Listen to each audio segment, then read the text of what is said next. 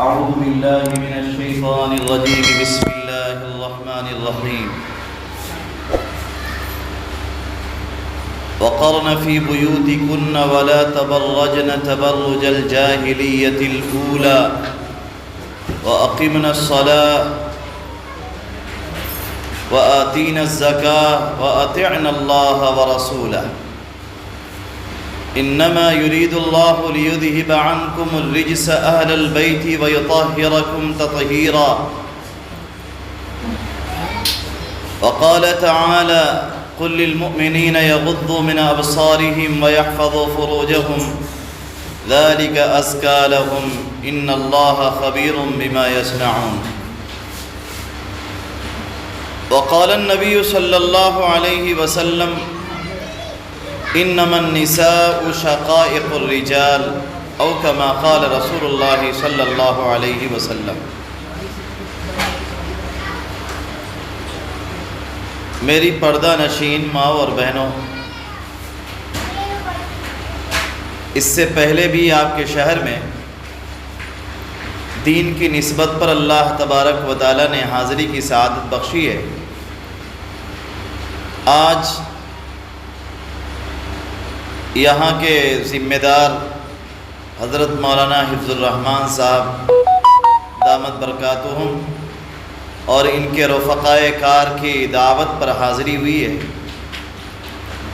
دعا کریں کہ مختصر وقت میں اللہ تبارک و تعالی خیر کی بات کہنے اور ہم سب کو عمل کرنے کی توفیق عطا فرمائے.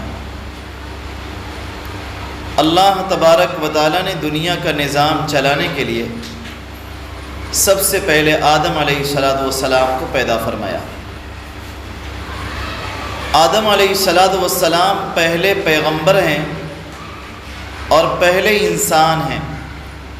آپ سے پہلے کوئی انسان نہیں بنایا گیا، نہ مرد نہ عورت. سب سے پہلے اللہ تبارک و تعالی نے آدم علیہ السلام کا پتلا بنایا، اپنے ہاتھوں سے آدم کو سنوارا سجایا، اور پھر اللہ تبارک و تعالی نے آدم علیہ السلام کے اندر روح پھونک دی. ان کے اندر چلنے پھرنے کی صلاحیت پیدا ہو گئی، بولنے اور سمجھنے کی صلاحیت پیدا ہو گئی، اور جنت کے اندر آدم علیہ السلام رہنے لگے. لیکن جنت کے اندر تنہائی کا احساس ہوا. آدم علیہ السلام کا دل جنت میں نہ لگا تو اللہ تبارک و تعالی نے حضرت آدم علیہ السلام کی بائیں پسلی سے حضرت حوا کو پیدا فرمایا. مرد اور عورت کا ایک ایسا امتزاج اور ایک ایسا اختلاط اللہ تبارک و تعالی نے پیدا فرمایا کہ مرد عورت سے جدا نہیں ہو سکتا اور عورت مرد سے جدا نہیں ہو سکتی. دونوں میں ایک ایسا ربط پیدا ہو گیا کہ یہ کبھی ختم نہیں ہو سکتا. اللہ تبارک و تعالی نے قرآن میں بیان کیا، یا ایھا الناس اتقوا ربکم الذی خلقکم من نفس واحدہ وخلق منها زوجها وبث منهما رجالا كثيرا ونساء واتقوا الله الذي تساءلون به والارحام ان الله كان عليكم رقيبا. اس آیت کریمہ میں اللہ تبارک و تعالی نے اسی مضمون کو بیان کیا ہے جو میں نے آپ کے سامنے پیش کیا ہے کہ اللہ تبارک و تعالی نے آدم علیہ السلام کو پیدا فرمایا، اور آدم علیہ السلام سے اللہ تبارک و تعالی نے ان کی بیوی حضرت حوا کو پیدا فرمایا. توالد و تناسل کا ایک سلسلہ آدم اور حوا کے ذریعے سے شروع ہوا اور یہ ہمیشہ چلے گا. اللہ تعالی نے قرآن میں فرمایا لِتَسْكُنُوا إِلَيْهَا، مرد کو بیوی سے قرار ملے گا اور بیوی کو مرد سے سکون ملے گا. مرد بیوی کا محتاج ہے اور بیوی شوہر کے محتاج ہے. دونوں کا ایک دوسرے کے ساتھ ایسا ربط ہے جو کبھی ختم نہیں ہو سکتا. اللہ تبارک و تعالی نے دنیا کا نظام ایسا ہی بنایا. وہ چاہتے تو حضرت مریم سے جیسے حضرت عیسیٰ کو پیدا فرمایا تھا بغیر باپ کے بیٹے کا تولد ہو سکتا تھا، لیکن اللہ تبارک و تعالی نے ایسا نہیں چاہا. اگر چاہتے تو آدم علیہ السلام کی طرح صرف مردوں کو پیدا کر سکتے تھے، لیکن اللہ تبارک و تعالی نے ایسا نہ کیا. انسانی توالد و تناسل کا جو سلسلہ چلنا تھا وہ مرد اور عورت کے واسطے سے چلنا تھا. ماں اور باپ کے واسطے سے چلنا تھا، اور ماں اور باپ کے واسطے سے ہی انسان کے اندر کمال پیدا ہو سکتا ہے، اس کے بغیر کمال پیدا نہیں ہو سکتا۔ انسانی زندگی میں آپ غور کریں تو دو باتیں آپ کے سامنے آئیں گی کہ انسان کی دو حالتیں ہیں، ایک حالت ظاہری ہے اور دوسری حالت باطنی ہے۔ اللہ تبارک و تعالیٰ نے انسانوں کو دو حالتوں کے درمیان گھیر دیا ہے، ایک انسان کی ظاہری زندگی اور دوسرے انسان کی باطنی زندگی۔ ظاہری زندگی بازاروں میں، مسجدوں میں، ہاسپٹلوں میں اور جگہ جگہ چوراہوں پر، کھیل کے میدانوں میں اور پوری دنیا کے اندر ہر طرف جہاں جائیں، باہر والی زندگی مردوں کے لیے، اور دوسری زندگی ہے جس کا تعلق عورتوں سے ہے، وہ باطنی زندگی ہے۔ گھر کی چار دیواری کی زندگی، اس کا تعلق 100% عورتوں سے ہے۔ اللہ تبارک و تعالیٰ نے دونوں کو اختیارات عطا فرمائے اور دونوں کو ذمہ داریاں دیں۔ مرد بھی ذمہ داری سے خالی نہیں ہے اور عورت بھی ذمہ داری سے بری نہیں ہے۔ اللہ کے نبی صلی اللہ علیہ وسلم نے فرمایا، کلکم راعٍ وکلکم مسئول عن رعیتہ، تم میں سے ہر ایک چرواہا ہے اور اس سے اس کے ریوڑ کے بارے میں سوال کیا جائے گا کہ اس کے ساتھ تم نے کیا برتاؤ کیا۔ وہیں پر جناب نبی کریم صلی اللہ علیہ وسلم نے فرمایا، المرأة راعیۃ علی بیت زوجہا وہی مسئولۃ عنہا، کہ عورت اپنے شوہر کے گھر کی ملکہ ہے، عورت اپنے شوہر کے گھر کی رانی ہے، اپنے شوہر کے گھر کی ملکہ ہے، اور اس سے شوہر کے گھر کے بارے میں پوچھا جائے گا کہ گھر کے بارے میں تمہارا کیا سلوک تھا اور گھر کے اندر تمہارا کیا برتاؤ تھا، تم نے گھریلو زندگی کو کس طریقے سے سنوارا اور سجایا۔ اللہ کے نبی صلی اللہ علیہ وسلم نے بھی حدیث سے فرمایا کہ جناب نبی کریم صلی اللہ علیہ وسلم نے حضرت علی اور فاطمہ کی ایک جوڑی تیار کی۔ حضرت علی شوہر ہیں، حضرت فاطمہ بیوی ہیں۔ اللہ کے نبی صلی اللہ علیہ وسلم نے اعمال کو تقسیم کر دیا ہے۔ حضرت علی گھر کے باہر کا کام دیکھتے ہیں اور حضرت فاطمہ رضی اللہ تعالی عنہا گھر کے اندر کا کام دیکھتی ہیں۔ اسی کو علامہ اقبال اپنی زبان میں کہتے ہیں، تفاوت نہ دیکھا زنوشوں میں میں نے، تفاوت نہ دیکھا زنوشوں میں میں نے، یہ خلوت نشی ہے وہ جلوت نشی ہے۔ ایک تنہائی پسند ہے، تنہائی میں رہتا ہے، اور دوسرا جلوت میں رہتا ہے، لوگوں کے درمیان رہتا ہے، بازاروں میں دھکے کھاتا ہے، محنت مزدوری کرتا ہے، کماتا ہے۔ اللہ تبارک و تعالیٰ نے مردوں پر بڑی ساری ذمہ داریاں ڈالیں۔ اللہ تبارک و تعالیٰ نے مردوں کے ذمہ لگایا کہ وہ کمائیں اور کما کر اپنی بیویوں کو کھلائیں، اپنے بچوں کو کھلائیں۔ جب تک بیٹی کا نکاح نہ ہو گیا اس کو کھلانے کی ذمہ داری باپ کی ہے، اور جب بیٹی کا نکاح ہو گیا اب اس کو کھلانے کی ذمہ داری شوہر کی ہے۔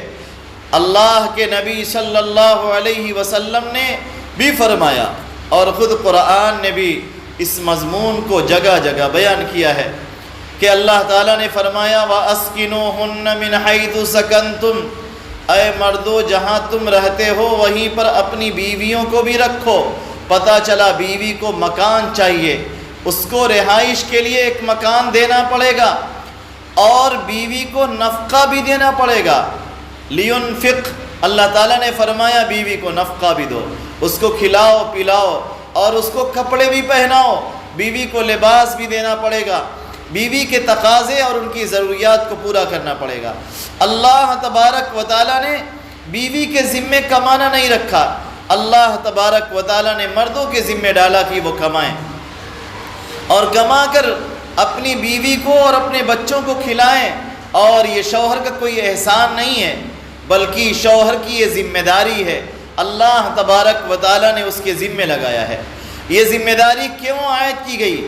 اس لیے کہ شوہر بیوی کے گھر جا کر نہیں رہتا، بیوی اپنے ماں باپ کو چھوڑتی ہے اور چھوڑ کر شوہر کے گھر چلی جاتی ہے، اپنے خاندان کو چھوڑ کر ایک نئے خاندان میں شفٹ ہو جاتی ہے، ایک نئے خاندان میں اپنے آپ کو ایڈجسٹ کر لیتی ہے، اپنی خواہشات کو دباتی ہے اور شوہر کی خواہشات پر اپنی خواہشات کو قربان کر دیتی ہے۔ اللہ تبارک و تعالیٰ نے عورت کی اسی ذمہ داری کی بنیاد پر شوہر کے ذمے لگایا کہ تم ان کو کھلاؤ پلاؤ۔ جناب نبی کریم صلی اللہ علیہ وسلم نے حجۃ الوداع میں جو آخری خطبہ ارشاد فرمایا، اس خطبے میں اولین و آخرین جتنے بھی صحابہ تھے سارے صحابہ اکٹھا تھے، وہ بھی تھے جو پہلے دن مسلمان ہوئے تھے اور وہ بھی تھے جو آخری دن مسلمان ہوئے تھے، صحابہ بھی تھے، صحابیات بھی تھیں۔ اللہ کے نبی صلی اللہ علیہ وسلم نے جہاں بہت سارے احکام صادر فرمائے، وہیں پر جناب نبی کریم صلی اللہ علیہ وسلم نے یہ حکم بھی جاری فرمایا، استوصوا بالنساء خیرا، عورتوں کے ساتھ خیر خواہی کی وصیت قبول کرو، یعنی عورتوں کے ساتھ خیر خواہانہ برتاؤ کرو، غلط برتاؤ نہ کرو۔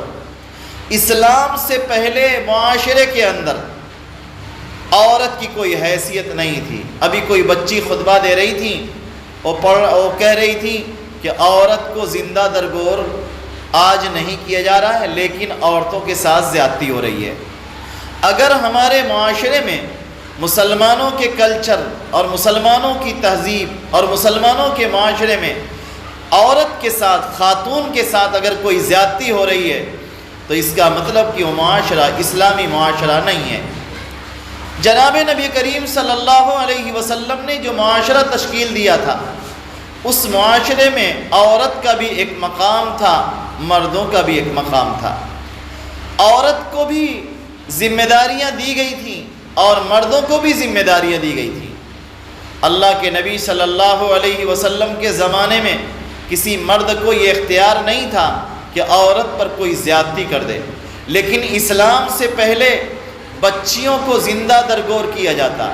یہ کہنا تو آسان ہے اور سننا بھی آسان ہے، لیکن جس بچی پر اور جس ماں کے ساتھ یہ واقعہ پیش آتا تھا، ان پر کیا گزرتی ہوگی، کیا حالات پیش آتے ہوں گے۔ آپ ذرا تصور کریں، پیدائش کے وقت بڑی تکلیف ہے، تکلیف کا وقت ہے، بڑی تکلیف کے بعد بچے کا تولد ہوتا ہے، پیدائش ہوتی ہے، پیدائش کے وقت گڈھا کھود دیا جاتا ہے اور گڈھے کے کنارے ماں بیٹھی ہوئی ہے اور دایا وہاں پر بیٹھی ہوئی ہے۔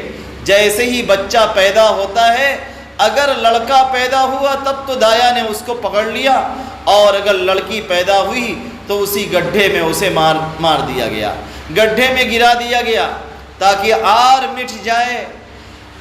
لڑکی کا آر عرب برداشت نہیں کرتے تھے، لیکن قربان جائیے اسلامی معاشرے پر، جناب نبی کریم صلی اللہ علیہ وسلم پر، اسلامی تعلیمات پر، کہ اس نے عورتوں کو نظر انداز نہیں کیا۔ آپ پورا قرآن پڑھ جائیے، سورہ نساء ایک پوری سورت ہے، لمبی سورت سورہ نساء۔ نسواں امرأہ کی جمع ہے، جس کے معنی عورتوں کے آتے ہیں، خواتین کے آتے ہیں۔ پوری سورہ نساء کے اندر خواتین کے احکام کو بیان کیا گیا ہے، جگہ جگہ مردوں کو متنبہ کیا گیا ہے اور خواتین کے ساتھ رعایت کی تلقین کی گئی ہے کہ کس طریقے سے ان کے ساتھ اچھا سلوک اور اچھا برتاؤ کیا جائے۔ دوسری صورت نازل ہوئی جس کو سورہ نساء صغریٰ کہا جاتا ہے، سورہ نساء صغریٰ یعنی سورہ طلاق۔ اس کے اندر بھی صرف عورتوں کا بیان ہے، مردوں کا بیان ہے ہی نہیں۔ اللہ تبارک و تعالی نے عورتوں کو یہ اعزاز بخشا ہے کہ ان کے نام پر سورت نازل کی گئی ہے۔ آپ نے کہیں نہیں پڑھا ہوگا کہ قرآن کے اندر سورۃ الرجال بھی کوئی ہے یا سورۃ الرجل بھی کوئی ہے۔ قرآن میں مردوں کے نام سے کوئی سورت نہیں۔ مردوں کے نام پر انبیاء کرام علیہ السلام میں سے چند نبی ہیں جن کا تذکرہ اللہ تبارک و تعالیٰ نے کیا ہے، ورنہ جو اعزاز سورہ مریم کے ذریعے سے عورتوں کو دیا گیا ہے اس کو فراموش نہیں کیا جا سکتا۔ اللہ تبارک و تعالیٰ نے ایک سورت ہی نازل فرما دی جس کا نام رکھ دیا گیا سورہ مریم۔ مریم اور مریم کی نسل کا اعزاز ہے کہ اس سورت کا نام ہی سورہ مریم پڑ گیا۔ عورت کا یہ اعزاز ہے کہ سورت کا نام سورۃ النساء پڑ گیا، اور عورت کا یہ اعزاز ہے کہ سورت کا نام سورۃ النساء الصغریٰ پڑ گیا، کہ چھوٹی سورہ نساء اور بڑی سورہ نساء، یہ دو صورتیں اللہ تبارک و تعالیٰ نے خاص عورتوں کے لیے دی ہیں، اور باقی جتنی صورتیں ہیں ان تمام صورتوں کے اندر سارے لوگ شریک ہیں، مرد بھی شریک ہیں اور عورت بھی شریک ہیں۔ اللہ کے نبی صلی اللہ علیہ وسلم کی شریعت کے اندر عورت کے ساتھ بھید بھاؤ کا برتاؤ نہیں کیا گیا ہے۔ ہم دعوے کے ساتھ کہہ سکتے ہیں کہ ایک زمانہ وہ تھا کہ ایام جاہلیت میں بچیوں کو زندہ درگور کیا جا رہا تھا۔ آج زمانہ وہ ہے کہ ماؤں کو کندھوں پر بٹھایا جا رہا ہے، سر پہ بٹھایا جا رہا ہے، ان کو اعزاز دیا جا رہا ہے۔ اللہ کے نبی صلی اللہ علیہ وسلم ارشاد فرماتے ہیں، الجنت تحت اقدام الامہات، جنت ماؤں کے قدموں کے نیچے ہے، یعنی ماں کی خدمت کر کے انسان جنت کا مستحق بن جاتا ہے، جنت میں چلا جاتا ہے۔ باپ کے بارے میں فرمایا، باپ جنت کے بیچ کا دروازہ ہے، تیرا جی چاہے اس دروازے کی حفاظت کر اور تیرا جی چاہے اس دروازے کو ضائع کر دے۔ لیکن ماں کے بارے میں جو انداز اختیار کیا گیا ہے، جو اسلوب اختیار کیا گیا ہے، وہ اسلوب بڑا نرالا ہے۔ آپ فرماتے ہیں الجنت تحت اقدام الامہات، جنت ماؤں کے قدموں کے نیچے ہے، ماں کی خدمت کر کے انسان کو جنت مل جاتی ہے۔ تو ماں کو جو رتبہ اور مقام ملا وہ باپ کو نہیں ملا، ماں کو جو رتبہ اور مقام ملا وہ باپ کو نہیں ملا۔ میں دلیل بھی دیتا ہوں، کوئی بات بغیر دلیل کے نہیں کہی جائے گی انشاءاللہ۔ اللہ کے نبی صلی اللہ علیہ وسلم نے ایک موقع پر ایک صحابی کے سوال پر فرمایا، صحابی نے سوال کیا، رسول اللہ میں سب سے بہتر برتاؤ اور سب سے اچھا سلوک کس کے ساتھ کروں؟ اللہ کے نبی صلی اللہ علیہ وسلم نے فرمایا اپنی ماں کے ساتھ۔ انہوں نے پھر پوچھا، یا رسول اللہ میں سب سے اچھا برتاؤ کس کے ساتھ کروں؟ آپ نے فرمایا اپنی ماں کے ساتھ۔ انہوں نے پھر پوچھا، یا رسول اللہ میں سب سے بہتر سلوک، سب سے اچھا برتاؤ کس کے ساتھ کروں؟ آپ نے فرمایا اپنی ماں کے ساتھ۔ انہوں نے پھر پوچھا، یا رسول اللہ اب اس کے بعد سب سے اچھا برتاؤ کس کے ساتھ کروں؟ آپ نے فرمایا اپنے باپ کے ساتھ۔ علماء نے لکھا ہے اس سے پتہ چلا کہ ماں کا مقام باپ کے مقابلے میں 3 گنا زیادہ ہے۔ ماں کا رتبہ باپ سے بڑھا ہوا ہے، اور یہ رتبہ بڑھا کیوں نہ ہو؟ اس لیے کہ ماں نے اس بچے کے لیے جو تکلیفیں اٹھائی ہیں وہ تکلیفیں کسی اور نے نہیں اٹھائی ہیں۔ بچہ جب تک 7 سال کا نہ ہو جائے اس کی پرورش کرنا ماں کے ذمے ہے۔ 9 ماہ تک ماں کے پیٹ میں رہا اور 9 ماہ کے بعد خون چوس کر اس کے جسم تیار ہوئے اور بن کر باہر آیا۔ اب اس کے بعد جو دودھ بن رہا ہے وہ بھی من بین فرث ودم لبنا خالصا سائغا للشاربین۔ اللہ تبارک و تعالی انسان کی غلاظت اور انسان کے خون کے درمیان سے ماں کی چھاتی میں گوشت اتارتے ہیں۔ وہ خون جو سرخ تھا وہ سفید رنگ اختیار کر لیتا ہے، وہ دودھ کی شکل میں اترتا ہے۔ بچے کے لیے ایسی مقوی غذا ہے کہ اس کا کوئی بدل ہو ہی نہیں سکتا، اور اسی غذا کے ذریعے سے ماں اپنی چھاتی کو مشکیزہ بنا دیتی ہے بچے کے لیے، کہ بچہ دودھ پی کر اسی سے بڑا ہو جائے گا اور دودھ پی کر اسی سے توانا اور طاقتور ہو جائے گا۔ اس کی گویائی مضبوط ہوگی، اس کی سنوائی مضبوط ہوگی، اس کی فہم مضبوط ہوگی، سمجھنے کی صلاحیت مضبوط ہوگی، چلنے پھرنے کی صلاحیت مضبوط ہوگی، اس کے ہاتھ پاؤں مضبوط ہوں گے، اور 7 ماہ تک ماں اپنے بچے کو پڑھاتی ہے، سکھاتی ہے، نہلاتی ہے، دھلاتی ہے۔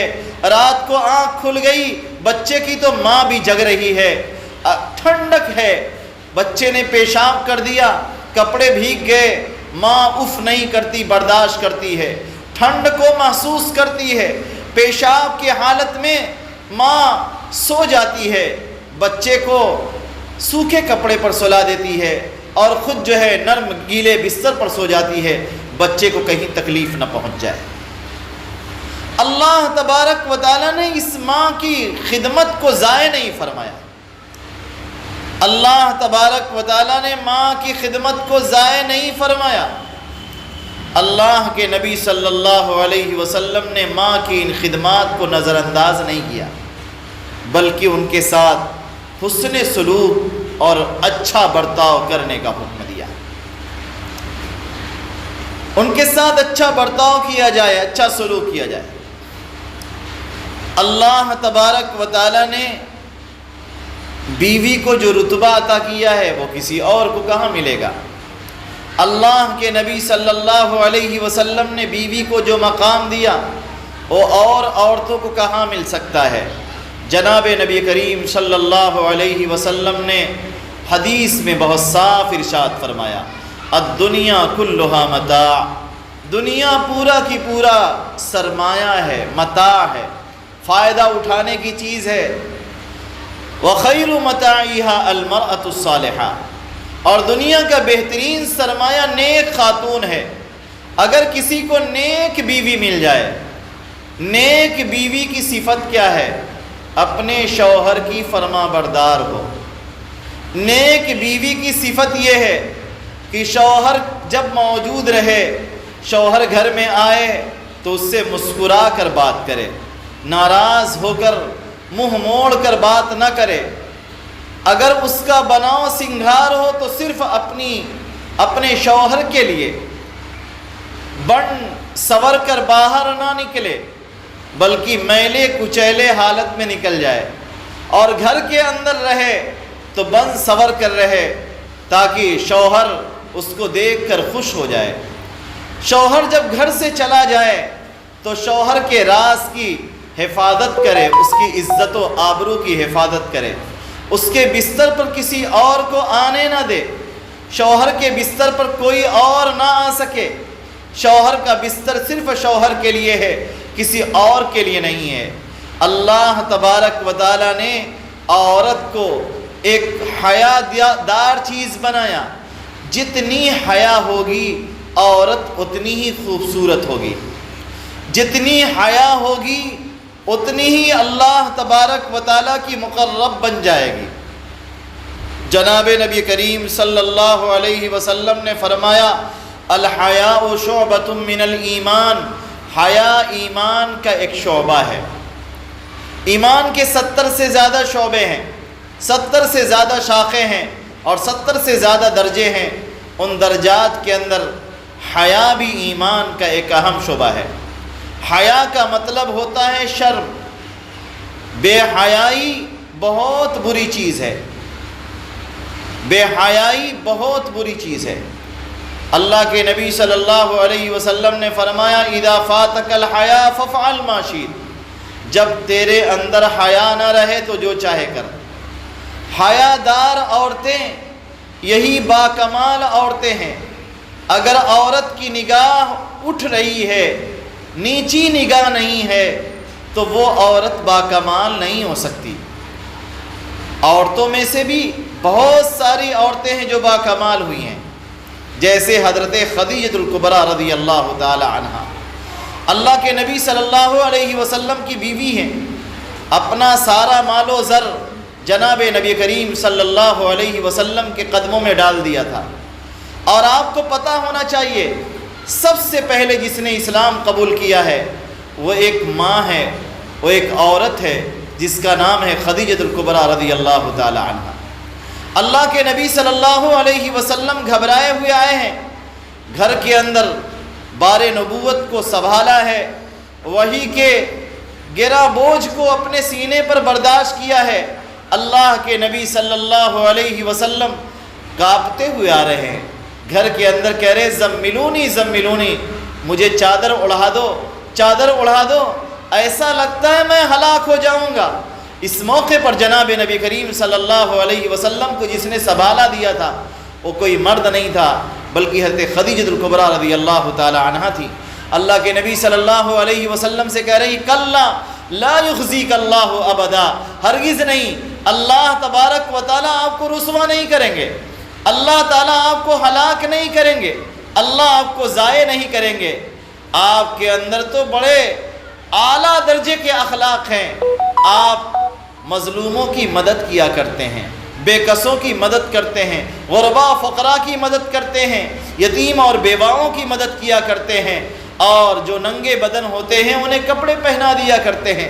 وَإِنَّكَ لَتَصِلُ الرَّحِمَ، آپ صلہ رحمی بھی کرنے والے ہیں۔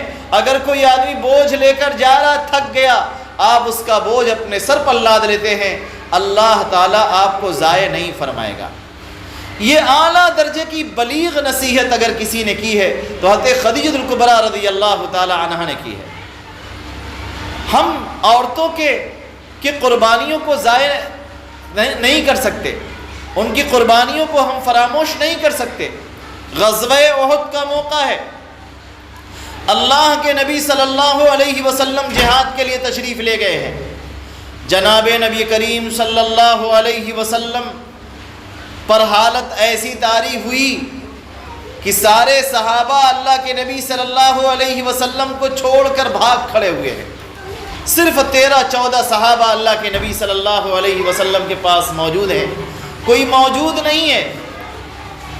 جنگ ختم ہوئی، اللہ کے نبی صلی اللہ علیہ وسلم نے حضرت ام عمارہ رضی اللہ تعالی عنہا کی تعریف فرمائی، جن کا ایک ہاتھ ضائع ہو گیا ہے اسی غزوے کے اندر، وہ اللہ کے نبی صلی اللہ علیہ وسلم کا دفاع کر رہی ہیں، دشمن سے مقابلہ کر رہی ہیں، اور جناب نبی کریم صلی اللہ علیہ وسلم کا بھرپور دفاع کر رہی ہیں۔ دشمنوں کے قدم آگے بڑھ رہے ہیں، ان کو سامنے سے روک رہی ہیں۔ اللہ کے نبی صلی اللہ علیہ وسلم نے غزوے کے بعد ام عمارہ رضی اللہ تعالی عنہا کو مخاطب فرمایا اور مخاطب کر کے کہا، ام عمارہ، میں نے اپنے سامنے دیکھا تو تمہیں پایا، اور میں نے اپنے پیچھے دیکھا تو تمہیں پایا، میں نے دائیں دیکھا تو تمہیں پایا اور بائیں دیکھا تو تمہیں پایا، ہر طرف تو ہی تو نظر آئی۔ یہ قربانی کوئی مسلمان کیسے فراموش کر سکتا ہے؟ جناب نبی کریم صلی اللہ علیہ وسلم کے زمانے کی مائیں اور بہنیں بڑی بہادر تھیں۔ حضرت صفیہ رضی اللہ تعالی عنہا نے رومی کے قدم بڑھ رہے تھے، انہوں نے میخیں نکالی تھیں اور نکال کر رومی کو للکارا تھا، اور رومی کتے آگے بڑھے تو تیری گردن اڑا دوں گا، یہ ان کا مقام تھا۔ ہماری ماؤں نے، ہماری بہنوں نے بڑی قربانیاں دی ہیں، اور ان کی قربانیوں سے یہ دین ہم تک پہنچا ہے۔ حضرت ام عمارہ رضی اللہ تعالی عنہا کی ایک بڑی قربانی میں آپ کے سامنے پیش کرتا ہوں تاکہ میں اصل مقصد کی طرف آپ کو لے چلوں۔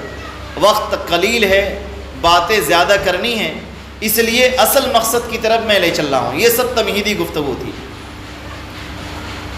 جناب نبی کریم صلی اللہ علیہ وسلم کے زمانے میں ایک شخص نمودار ہوتا ہے جس کا نام ہے مسیلمہ کذاب۔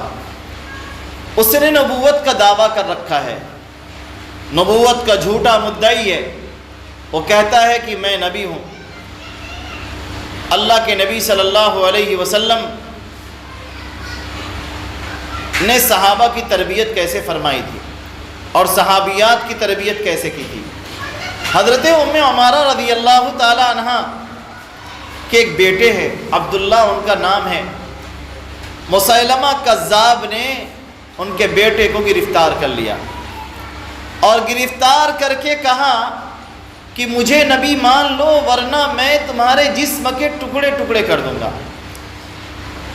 ام عمارہ کے بیٹے کہتے ہیں تیری مرضی، تو چاہے تو میرے جسم کے ٹکڑے کر دے، لیکن میں محمد الرسول اللہ صلی اللہ علیہ وسلم پر ایمان کو ترک نہیں کر سکتا۔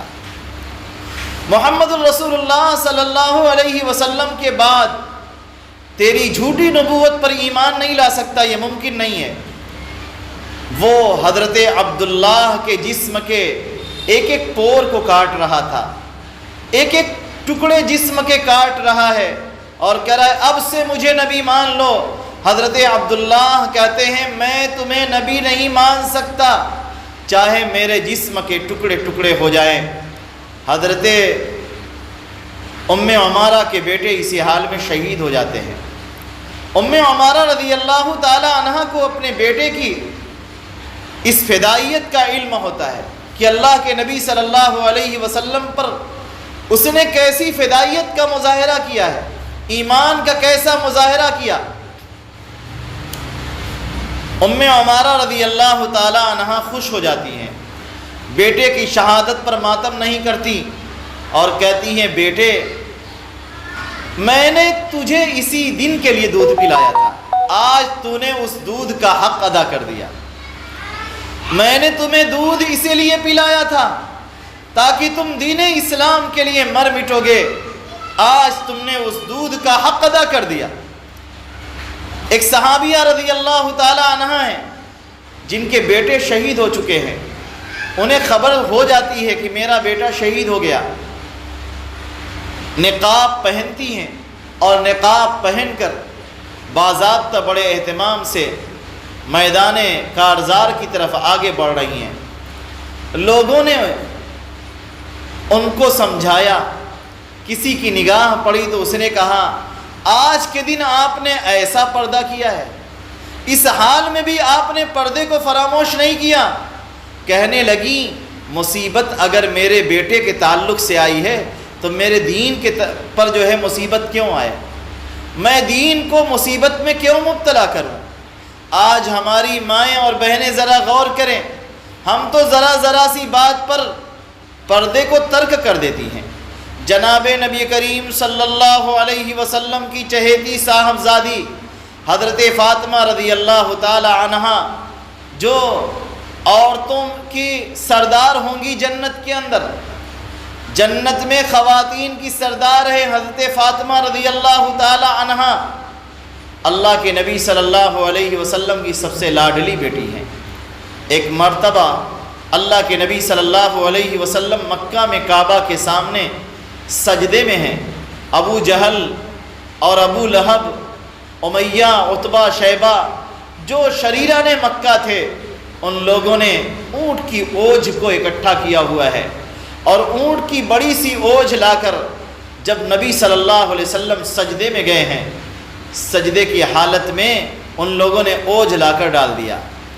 اللہ کے نبی صلی اللہ علیہ وسلم سجدے میں پڑے ہوئے ہیں، حضرت فاطمہ رضی اللہ تعالی عنہا ادھر سے تشریف لاتی ہیں، دیکھتی ہیں میرے بابا کے سر پر اوجھ ڈالی ہوئی ہے، رونے لگتی ہیں، ملامت کرتی ہیں، ان مشرکین کو برا بھلا کہتی ہیں اور اس کے بعد اللہ کے نبی صلی اللہ علیہ وسلم کے سر سے اوجھ ہٹاتی ہیں۔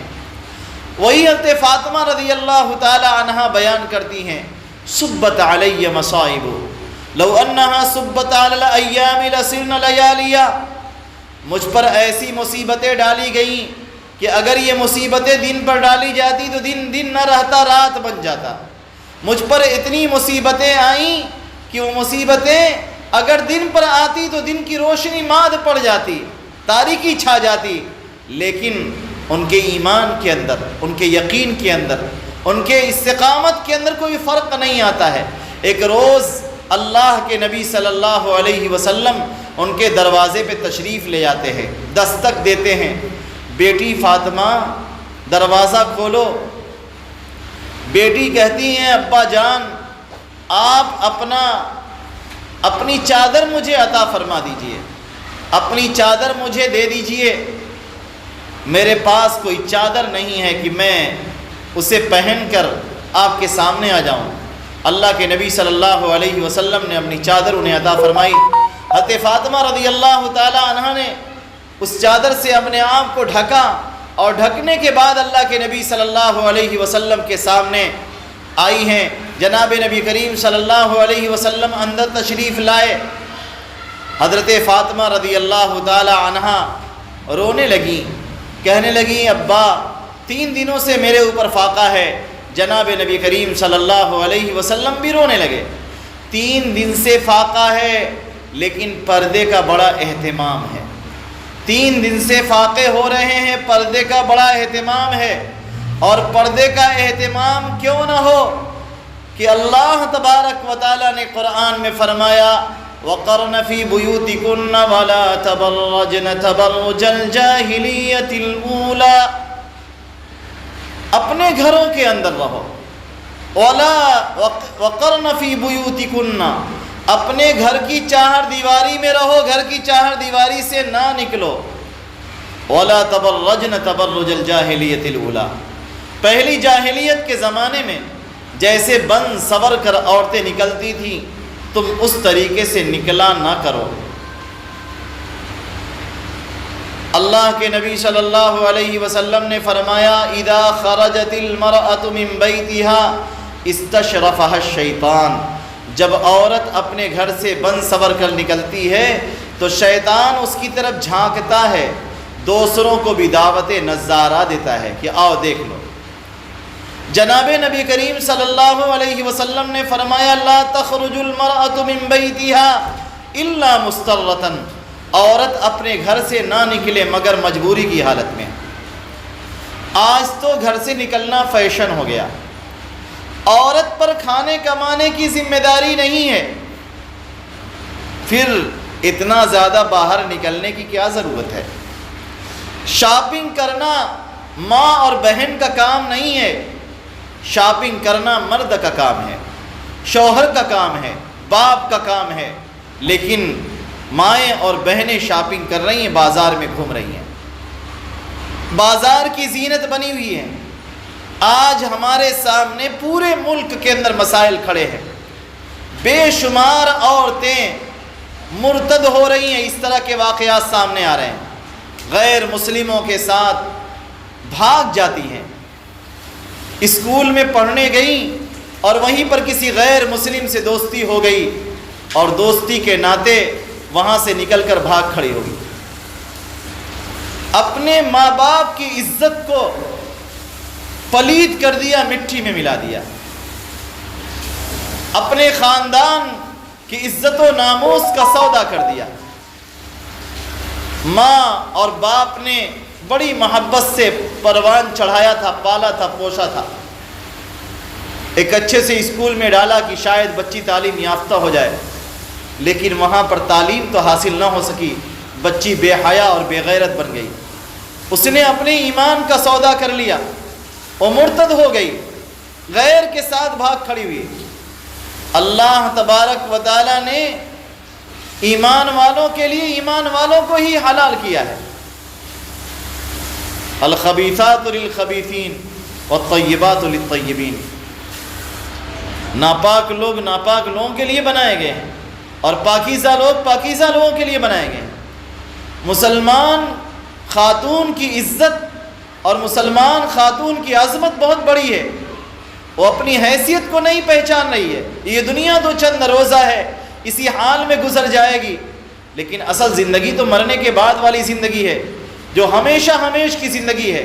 اور آئے دن یہ واقعات پیش آ رہے ہیں، ہماری کوئی بہن اسکول میں گئی اور غیر کے ساتھ بھاگ کھڑی ہوئی اور بھاگنے کے بعد جا کر اس نے اس سے شادی کر لیا، اور مہینہ 2 مہینہ سال 2 سال کے بعد وہ اسے کہیں ٹرین کی پٹری پر لے جا کر چھوڑتا ہے تو کہیں قتل کر کے ڈال دیتا ہے، کہیں پھانسی کے پھندے پر لٹکا دیتا ہے۔ یہ حالات ہماری ماں اور بہنوں کے ساتھ آئے دن پیش آ رہے ہیں۔ اسلام نے جو عورت کو مقام دیا ہے، یاد رکھیے گا کسی مذہب کے اندر وہ مقام نہیں دیا گیا ہے، چاہے ہندوازم ہو یا عیسائیت ہو یا یہودیت ہو، دنیا کی جتنی بھی اقوام ہیں، تمام اقوام کے اندر کسی میں عورت کو سانپ اور بچھو اور اژدہے سے جیسے بچا جاتا ہے، کہا گیا کہ عورت سے بچو۔ کسی نے کہا یہ شیطان ہے تو شیطانہ اس کو قرار دیا، عورت کو، لیکن اسلام نے تو عورت کو ملکہ بنایا ہے۔ ہم اپنے اسلامی بھائیوں کو چھوڑ کر غیروں کے ساتھ بھاگ جائیں، اپنی عزت و ناموس کا سودا کر دیں، اور ہمیشہ کے لیے جو باغ اللہ تبارک و تعالیٰ نے ہمارے لیے بنایا ہے، جنت کا باغ، جس کو دنیا کی آنکھوں نے دیکھا نہیں، جس کے تصورات میں کبھی آیا نہیں، اللہ تبارک و تعالیٰ نے دنیا میں ایسی نعمتیں نہیں دی ہیں، وہ ہمیشہ باقی رہنے والی نعمت ذرا سی غفلت کی وجہ سے چھن جائے، یہ بہت بڑی محرومی کی بات ہے، بہت ہی بڑی محرومی ہے۔ ایمان سے بڑھ کر کوئی دولت ہو ہی نہیں سکتی۔ دنیا میں سب سے بڑی دولت ایمان کی دولت ہے۔ اللہ کے نبی صلی اللہ علیہ وسلم نے ایک حدیث میں بیان فرمایا کہ اللہ تبارک و تعالی کسی کو پانی کا اگر دنیا کی کوئی مچھر کے پر کے برابر بھی قیمت ہوتی تو اللہ تبارک و تعالی کسی کافر کو پانی کا ایک قطرہ بھی میسر نہ فرماتے۔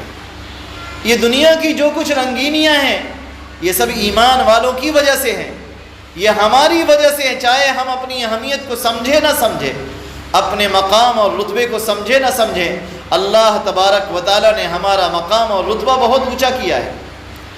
اللہ تعالیٰ نے عورتوں کو نصیحت کرتے ہوئے فرمایا وَلَا تَخْضَعْنَ بِالْقَوْلِ فَيَطْمَعَ الَّذِينَ فِي قُلُوبِهِم مَّرَضٌ وَقُلْنَ قَوْلًا مَّعْرُوفًا۔ دیکھو بات کرو تو بہت لچکدار بات نہ کرو، نرمی سے بات نہ کرو، اگر کسی سے بات کرنے کی نوبت آئے تو کھردری بات کرو، نرم بات کرو گی تو کہیں کسی کا کوئی ایسا شخص جس کا دل بیمار ہے وہ تمہارے اندر لالچ نہ کرنے لگے۔ فَيَطْمَعَ الَّذِينَ فِي قُلُوبِهِم مَّرَضٌ وَقُلْنَ قَوْلًا مَّعْرُوفًا۔ بھلی بات کہو، خراب بات نہ کہو، گالی گلوچ نہ کرو، جو بات کہنی ہے بھلی کہہ دو، لیکن غیروں سے بلا وجہ بات نہ کی جائے۔ جناب نبی کریم صلی اللہ علیہ وسلم نے فرمایا صوت المرأۃ عورۃ، عورت کی آواز بھی پردہ ہے۔ پردہ جیسے پورے جسم کا ہے، آواز کا بھی پردہ ہے۔ ایک موقع پر جناب نبی کریم صلی اللہ علیہ وسلم ازواج مطہرات کے ساتھ جا رہے ہیں۔ ازواج مطہرات حضرت عائشہ رضی اللہ تعالی عنہا، حج کا سفر ہے، فرماتی ہیں جب ہمارے سامنے سے قافلے آتے تو ہم اپنے چہرے کو ڈھک لیا کرتے تھے، آڑ میں ہو جاتے۔ حضرات ازواج مطہرات کا ہی واقعہ ہے کہ اپنے گھروں میں موجود ہیں۔ نابینا صحابی عبداللہ ابن ام مکتوم رضی اللہ تعالیٰ عنہ گھر میں تشریف لائے۔ اللہ کے نبی صلی اللہ علیہ وسلم نے بیویوں سے پردہ کرنے کا حکم دیا۔ حضرت ام سلمہ رضی اللہ تعالیٰ عنہ نے کہا یا رسول اللہ وہ تو دیکھ نہیں رہے ہیں۔ اللہ کے نبی صلی اللہ علیہ وسلم نے فرمایا تم تو دیکھ رہی ہو، قرآن کہتا ہے قُلْ لِلْمُؤْمِنِينَ يَغُضُّوا مِنْ أَبْصَارِهِمْ۔ اے نبی صلی اللہ علیہ وسلم ایمان والوں سے کہہ دیجئے، ایمان والے مردوں سے کہہ دیجئے اپنی نگاہیں نیچی رکھیں، اپنے شرمگاہوں کی حفاظت کریں۔ وَقُلْ لِلْمُؤْمِنَاتِ يَغْضُضْنَ مِنْ أَبْصَارِهِنَّ وَيَحْفَظْنَ فُرُوجَهُنَّ وَلَا يُبْدِينَ زِينَتَهُنَّ إِلَّا لِبُعُولَتِهِنَّ۔ ایمان والی بہنوں سے، ایمان والی ماؤں سے اور ایمان والی بیویوں سے کہہ دیجئے وہ بھی اپنی نگاہیں نیچی رکھیں، اپنی نگاہیں نیچی رکھیں، اپنی شرمگاہوں کی حفاظت کریں، اپنی زینت کی جگہوں کو صرف اپنے شوہر کے سامنے ظاہر کرے، کسی اور کے سامنے ظاہر نہ کریں۔ آج تو ہماری زینتیں نیلام ہو رہی ہیں۔ گھر میں تو بہت پردہ ہے، محلے میں پردہ کر لیا، محلے سے باہر اسکول میں گئے تو پردہ نہیں ہو رہا ہے۔ اگر محلے سے باہر کہیں جو ہے ہوٹل میں پہنچ گئے تو وہاں پردہ ختم ہو گیا، اگر کہیں مارکیٹ میں پہنچ گئے تو وہاں پر نقاب الٹ دیا گیا، اگر مسلمان ہیں تو چھپنے کی کوشش کی جا رہی ہے، غیر مسلم ہیں تو ان کے سامنے چہرے کھول دیے جاتے ہیں۔ اللہ تبارک و تعالیٰ فرما رہے ہیں یا نساء النبی، اے نبی کی بیویاں جب تم گھروں سے نکلو تو کہا گیا یدنین علیہن من جلابیبہن، کہ اپنی چادریں گرا دیں، چادر لپیٹ کر نکلیں۔ حضرت ابن عباس رضی اللہ تعالیٰ عنہما رئیس المفسرین ہیں، وہ اس آیت کریمہ کی تفسیر میں فرماتے ہیں کہ عورتوں کو چاہیے کہ اگر دونوں آنکھ ڈھک کر نظر نہ آئے تو ایک آنکھ کھولنے کی اجازت ہے، دوسری آنکھ کھولنے کی اجازت نہیں ہے۔ آج تو چہرے کھولے ہوئے ہیں، نقاب بھی بدن پہ نہیں ہے، ہاں، اور بدن پہ عریاں لباس ہے اور آرام سے آ رہی ہیں جا رہی ہیں، ایسا لگتا ہے ہمارے اوپر کوئی ذمہ داری ہی نہیں ہے۔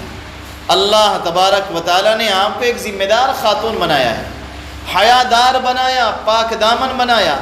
حکمت کو اپنائیں، حکمت کو اپنائیں، عورتوں کے اندر نکل کر دعوت کا کام کریں۔ جناب نبی کریم صلی اللہ علیہ وسلم کے زمانے میں دعوت کا کام مرد بھی کرتے تھے اور عورتیں بھی کرتی تھیں۔ جناب نبی کریم صلی اللہ علیہ وسلم کے زمانے کی عورتوں میں خواہش ہوتی تھی ہمیں بھی دین کا کچھ علم مل جائے۔ بخاری شریف کے اندر روایت ہے کہ جناب نبی کریم صلی اللہ علیہ وسلم کے زمانے میں ایک خاتون حاضر ہوئی اور انہوں نے عرض کی یا رسول اللہ، مرد ہم پر بازی لے گئے، وہ آپ سے دین کا علم سیکھتے ہیں، فیض یاب ہوتے ہیں، آپ کے ساتھ جہاد میں نکل جاتے ہیں، لیکن ہم تو آپ کے ساتھ شریک نہیں ہو پاتی۔ جناب نبی کریم صلی اللہ علیہ وسلم نے ارشاد فرمایا، آپ نے ان سے کہا کہ ٹھیک ہے ایک دن مقرر کر لو، اس دن میں آؤں گا اور آ کر تمہیں واعظ کر دیا کروں گا۔ اللہ کے نبی صلی اللہ علیہ وسلم نے ان ماؤں اور بہنوں کے لیے ایک دن خاص کر دیا اور اس دن جناب نبی کریم صلی اللہ علیہ وسلم ان کو واعظ کہا کرتے تھے۔ آج مولانا حفظ الرحمان صاحب اور جناب قمر غنی صاحب اور ان کے رفقا نے یہ پروگرام جو ترتیب دیا ہے، یہ اسی سنت کو زندہ کرنا چاہتے ہیں۔ اللہ کے نبی صلی اللہ علیہ وسلم نے جس طریقے سے ہماری ماں اور بہنوں کے لیے، صحابیات کے لیے انتظام فرمایا تھا، آج وہی سنت زندہ کی جا رہی ہے کہ مائیں اور بہنیں اکٹھا ہوں اور ان کو دین کا کچھ پیغام پہنچا دیا جائے، دین کی تلقین کی جائے۔ دیکھیے، ماں کی آغوش اور ماں کی گود ہی اصل بچے کا پہلا مکتب ہے، بچے کی تربیت یہیں سے ہوتی ہے۔ جناب نبی کریم صلی اللہ علیہ وسلم کے زمانے میں بچوں کی تربیت پر بہت زیادہ زور دیا گیا تھا۔ ایک واقعہ علامہ ابن کثیر نے البدایہ والنہایہ میں لکھا ہے، اسی کو میں بیان کرتا ہوں۔ علامہ ابن کثیر رحمۃ اللہ علیہ لکھتے ہیں کہ جناب نبی کریم صلی اللہ علیہ وسلم نے حضرت ام ہانی رضی اللہ تعالی عنہا کو نکاح کا پیغام دیا۔ ان کے شوہر کا انتقال ہو چکا تھا، آپ نے ان کو نکاح کا پیغام دیا۔ حضرت ام ہانی کے 2 بیٹے تھے، انہوں نے کہا یا رسول اللہ، شوہر کے حقوق بہت زیادہ ہیں، اگر میں آپ سے نکاح کروں تو مجھے اندیشہ ہے کہ آپ کے حقوق پورے نہیں کر سکوں گی، اس لیے کہ میرے 2 بیٹے ہیں اور ان بچوں کی تربیت میرے ذمہ ہے۔ میں اپنے بچوں کو اچھا انسان بنانا چاہتی ہوں، اچھا مسلمان بنانا چاہتی ہوں، اس لیے میں چاہتی ہوں، چاہنے کے باوجود آپ سے نکاح پر میں راضی نہیں ہوں، میں معذرت چاہتی ہوں۔ اللہ کے نبی صلی اللہ علیہ وسلم نے معذرت کو قبول فرمایا۔ اس زمانے کی ماؤں کا یہی اعتبار تھا، یہی طریقہ تھا۔ آپ غور کریں گی، ہر بڑے کی تربیت کے پیچھے کسی نہ کسی ماں کا ہاتھ ہے۔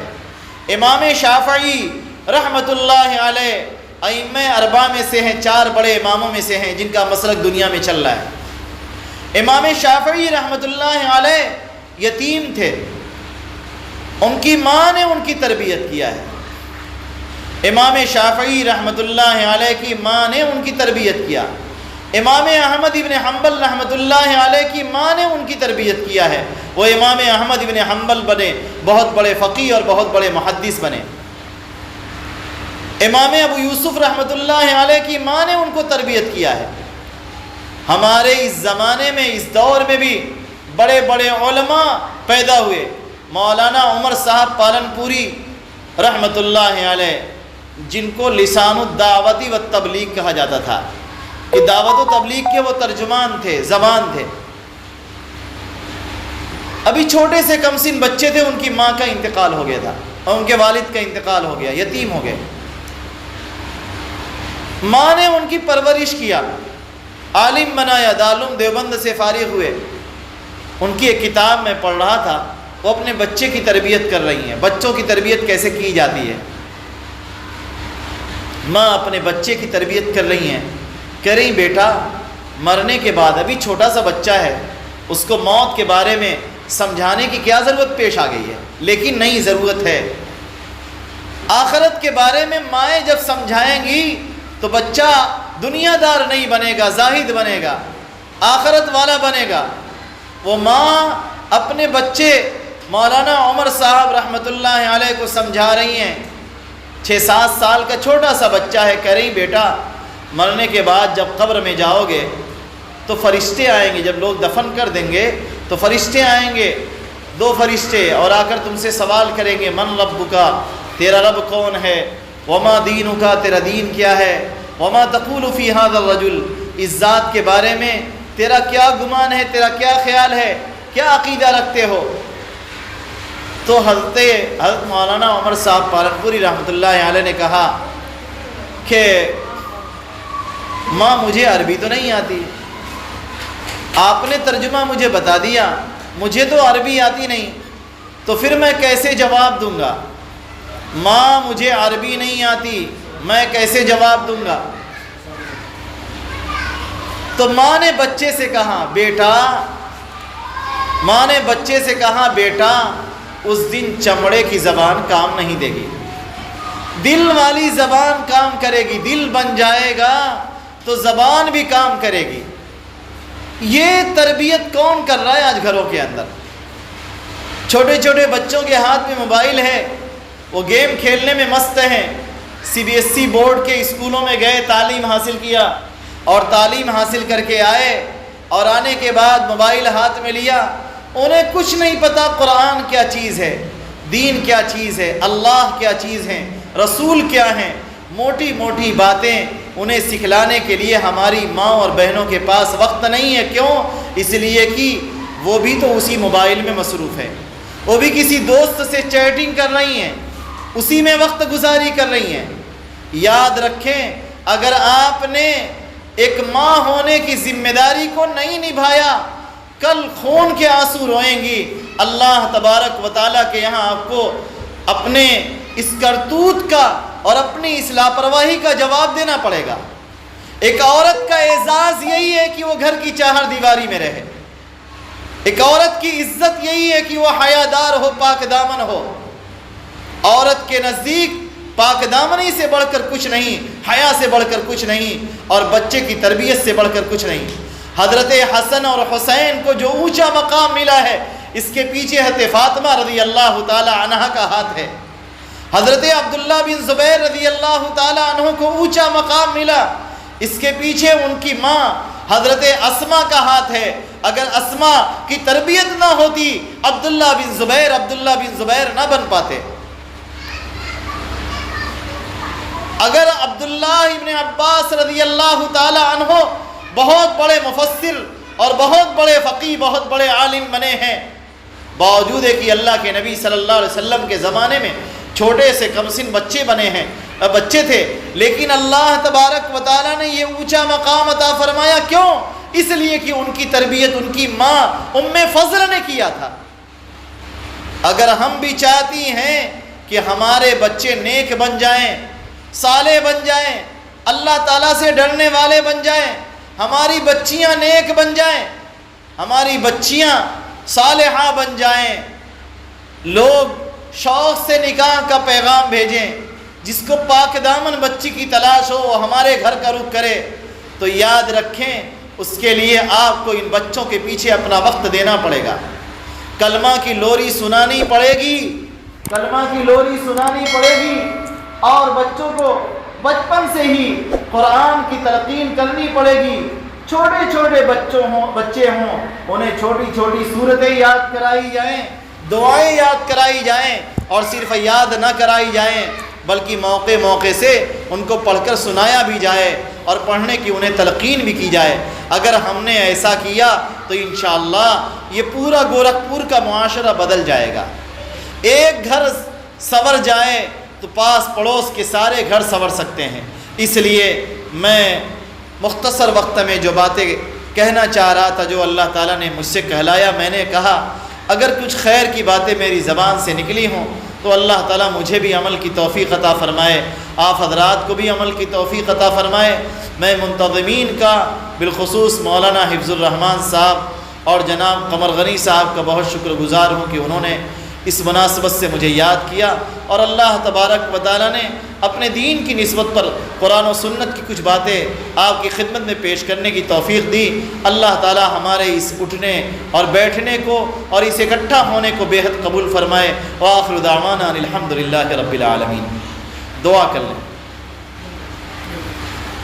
اللہم صلی علی محمد وعلی آل محمد كما صليت على إبراهيم وعلى آل إبراهيم إنك حميد مجيد اللهم بارك على محمد وعلى آل محمد كما باركت على إبراهيم وعلى آل إبراهيم إنك حميد مجيد اللهم لك الحمد كما ينبغي لجلال وجهك وعظيم سلطانك اللهم لا نحصي ثناء عليك أنت كما أثنيت على نفسك يا أرحم الراحمين اللهم اغفر لنا ولإخواننا الذين سبقونا بالإيمان ولا تجعل في قلوبنا غلا للذين آمنوا ربنا إنك رؤوف رحيم اللهم الحقنا بالصالحين غير خزايا ولا ندامى ولا مخذولين رب ارحمهما كما ربياني صغيرا رب ارحمهما كما ربياني صغيرا اللهم اغفر لجميع المؤمنين والمؤمنات